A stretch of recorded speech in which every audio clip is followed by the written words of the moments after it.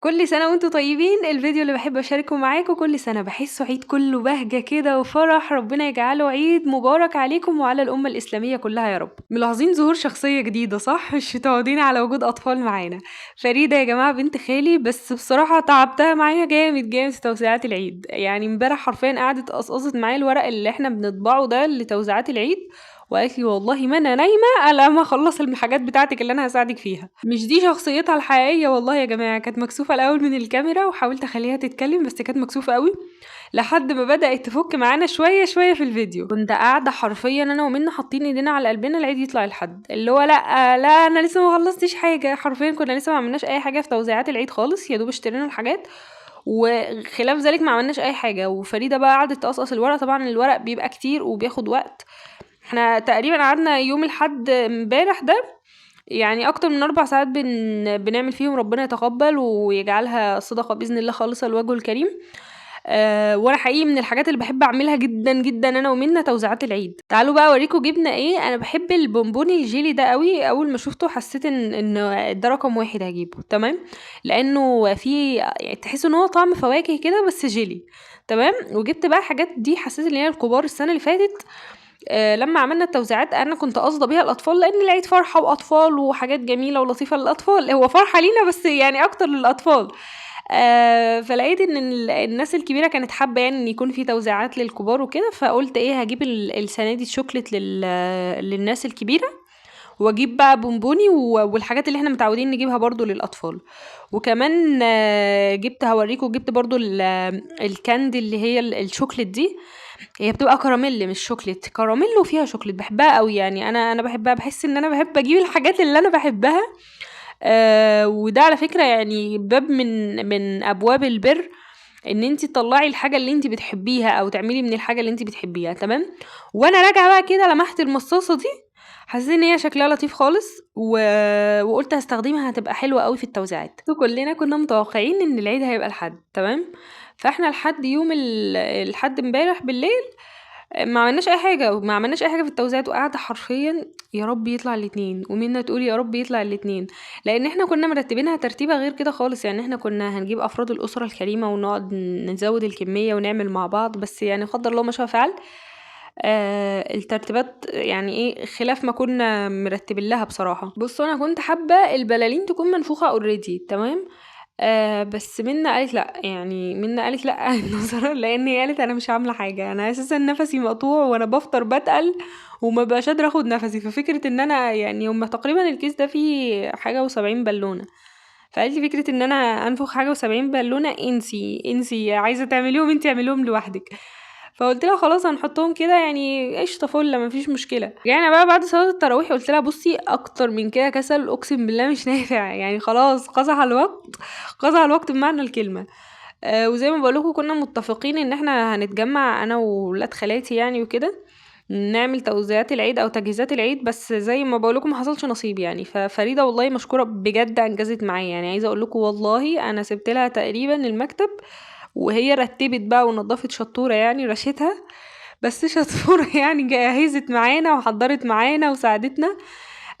ودقيقة يعني هي شاطرة. انا حبيت فكرة ان هي دقيقة فاهمني، اللي هي مش يلا يلا ارمي وخلاص، لا بتعمل حاجة بضمير. بصي انت هتعملي كده دي، بصي لا بصي دي عريضة شوية، دي رفيعة، امسكيها كده اللي هي فيها الحتة السوداء دي تمام، هتمسكيها من هنا يا كوكو كده وتدبسيها تمام، بس خلي بالك تعوري ايدك من الدباسة تمام.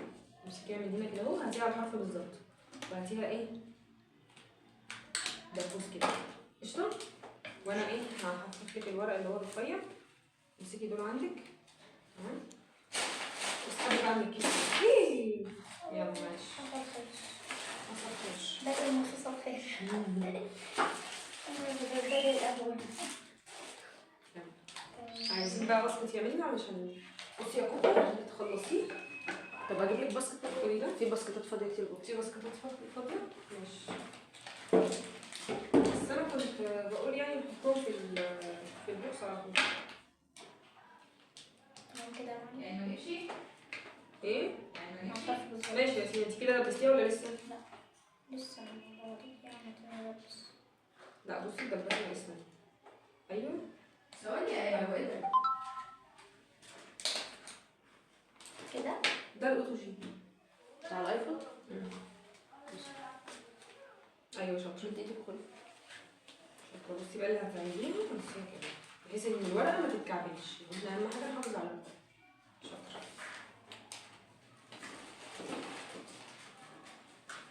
احط من الابيض بس. ايه؟ احط من الابيض بس عشان ده الورقه كبيره وهي الشوكليت نفسها كبيره. الصغير ده نعمله على البونبوني الصغير.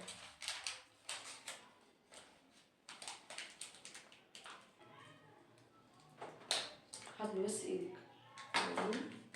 ماشي تمام. بس بصي انا عايزه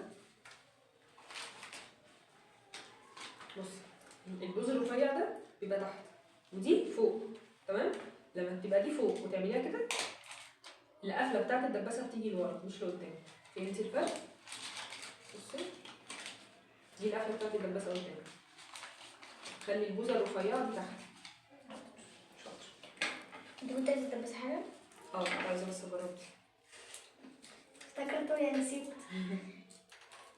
انا حبيت اشارك معاكم جزء دايركت كده من وراء الكواليس عشان تعيشوا معانا الموضوع لحظه بلحظه حقيقي يعني من الداخل. وده كان شكل انتوا متخيلين ان فريده اللي عملت الكميه ما شاء الله، يعني عملت الحبه دول وعملت كميه برضو ما شاء الله لسه شغاله فيهم اهي. وشايفين يعني عاملاها بشكل كويس وشكل لطيف ورصتهم كده، يعني شكر الله وسعيها بجد يعني. طلعت تعزمنا على ايس كريم من مصروفها وقالت لي كملي انت لحد ما ارجع. انا عايزه اخلي البينك للبنات، تمام؟ حسيت ان هو مش هيبقى الطف حاجه للولاد، وخليت اللون ده للبنات، للولاد. كل البنات بنات بنات، تمام؟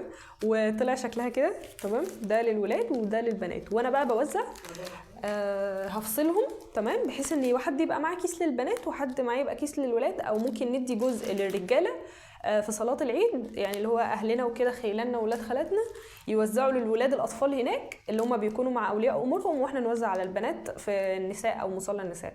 الحاجات كنت حاسه ان ربنا مبارك فيها بجد، على الرغم ان انا يعني حسيت ان انا جايبه كميه قليله جدا جدا جدا مقارنه بالسنه اللي فاتت، بس ربنا يتقبل. وحقيقي فعلا ربنا كان مبارك في الحاجه. يعني انا كنت طبعا الورق اللي هو اللي مكتوب عليه العيد بهجه والعبارات اللطيفه دي، وكنت عامله حسابي ان هو هيكون الشوكليت الابيض اللي انا وريتها لكم اللي كانت فريده حطاهم في البوكس. لقيت فاض كميه يعني ما شاء الله. قلت ايه اعمل حاجات مختلفه بحيث ان يكون في كذا حاجه او كذا شكل. فقلت بقى هحطه مع المصاصه. اوكي، يعني حطيت جزء منه مع المصاصه، وبرده ما شاء الله فاض مصاصه، على قد ان انا كنت جايبه يعني علبه واحده مصاصه، استغربت اساسا ان هي فاض منها. تمام، فربنا كان مبارك في الحاجه ما شاء الله. قلت بقى ايه اعملها التوزيعات او التقسيمات دي بحيث يكون زي ما بقول لكم في كذا حاجه، فتكون الحاجات مختلفه ان شاء الله. احتمال برضو اجيب بالليل حاجات وصلت فريده. بحب فيها يا جماعه فكره ان هي يستحيل شايفين داخله علينا لو في ايدها ايه لازم تشارك معانا، اللي هو لازم كلنا يعني بحب فيها النقطه دي قوي، اللي هي يعني معطاءه. عارفين كلمه معطاءه؟ حرفيا اللي في ايديها مش ليها، جابت لنا من مصروفها حاجات وجابت برضو الشوكليت وبعتت لنا حاجات، فبحب فيها الموضوع ده قوي. قالت ناخد بريك بقى يا جماعه تعبنا، واللي هي عيني ايه مش ملاحقه، يعني اللي هي بتصحى تلاقي نفسها صايمه، تقعد شويه تلاقي نفسها بتتسحر، وشويه تلاقي نفسها صايمه، فزهقت. فقالت لا انا بجد محتاجه اخد بريك، وكانت تتمنى ان العيد يكون الحد. كانت قالت لي والله ما قادره اصوم تاني، انا مش قادره. فزعلت قوي لما العيد طلع الاثنين. احنا طبعا اتبسطنا ان العيد كان الاثنين قصدي، لان حقيقي ما كناش عملنا اي حاجه، كان في حاجات كتير قوي محتاجين نعملها، بس هي كانت قاعده بقى ايه يعني مكتئبه كده، اللي هو لسه هصوم تاني. بصوا خلصنا اكبر كم ممكن الحمد لله، ويعني احتمال ان شاء الله ربنا يقدرني واجيب برضو كميه بالليل، ونلحق برضو نعملها باذن الله، وربنا يتقبل. وان شاء الله يعني متحمسه جدا جدا جدا اشارك معاكم التوزيعات بقى بتاعت الصبح، يعني في اضاءه الصبح الجميله وتكبيرات العيد اللطيفه. ان شاء الله اشاركها معاكم برضو، فانتظرونا.